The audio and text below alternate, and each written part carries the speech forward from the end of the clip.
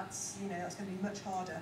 I think perhaps one of the weaknesses of some of the previous initiatives like participatory budgeting was it was about spending money when you had the pot of money there and you were just choosing where to allocate it. But if it's about saying who's not going to get it, that's a lot harder.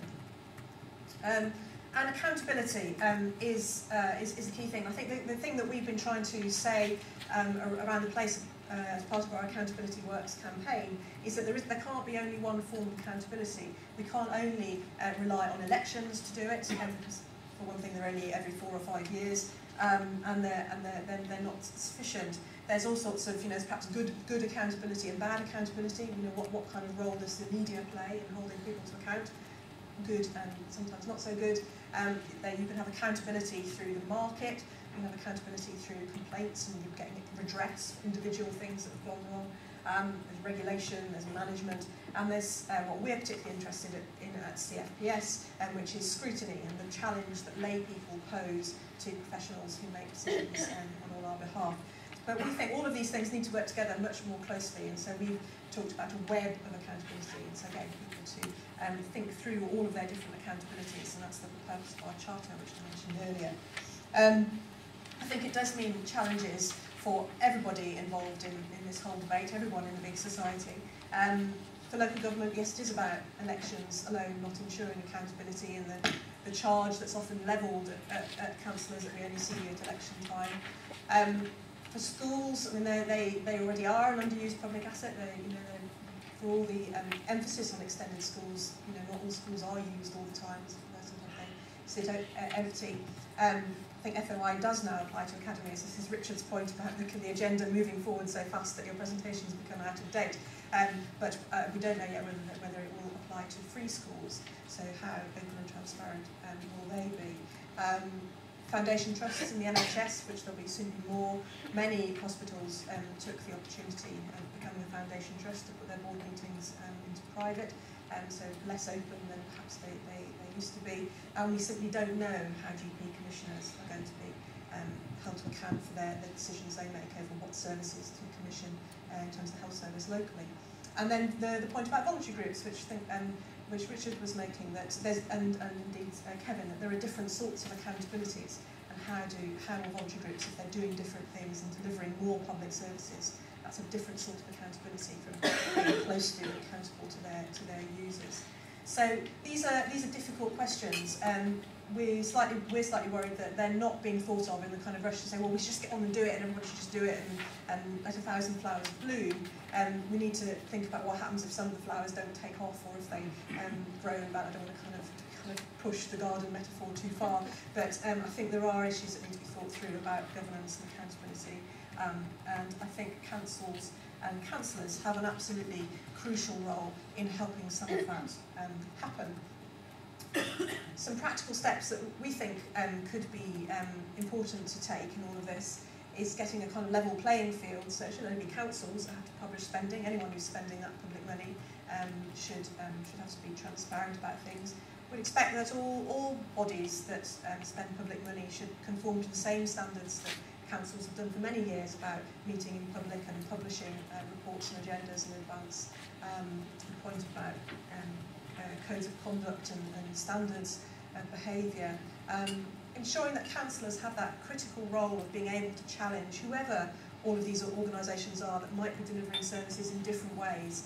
If it's something that affects the public and a community, then an elected councillor, as a representative of the community, should be able to ask questions of them. It shouldn't be about denigrating them because they happen to be a different sort of organisation and then they're not the council, but it should be about making sure that they're accountable. And I think councillors have that real sort of public stewardship responsibility in this new world of different sorts of organisations working collaboratively or competitively. I think there must be better, clear mechanisms of redress. There might be more need for ombudsmen to cover a wider set of organisations and services. And our accountability charter, we think, offers a kind of a locally based tool for organisations to think through some of these things. And we would genuinely be interested in people who are interested in exploring that with us. The final point I'd leave you with is just the difference that councillors, anybody here from Warrington? being a London-based person not knowing, but really good scrutiny review carried out by councillors in Warrington of their cemetery provision. So really kind of, quite a small issue in the grand scheme of things, but it was raised by people in the community who were concerned about the state of Warrington Cemetery, which, as you can see is pretty poor. So it was in decline. There were people who had relatives buried there who were upset about there was a lack of respect and the distress that it caused them having to go see their relatives' graves in that sort of context.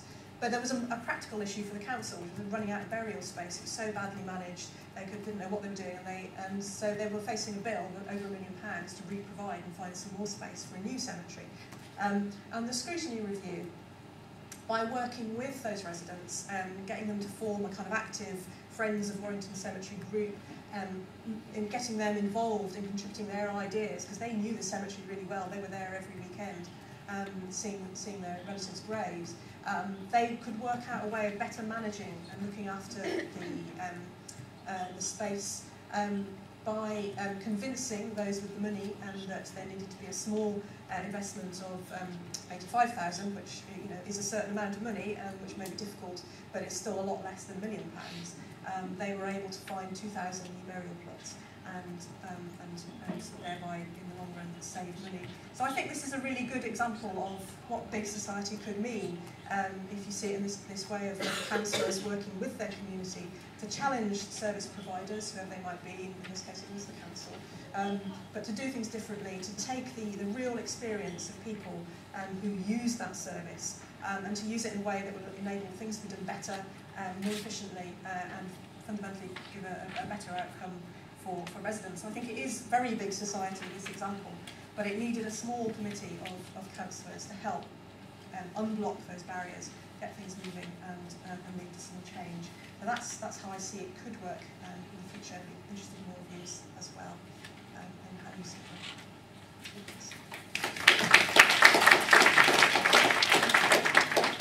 Any comments or questions for Jessica?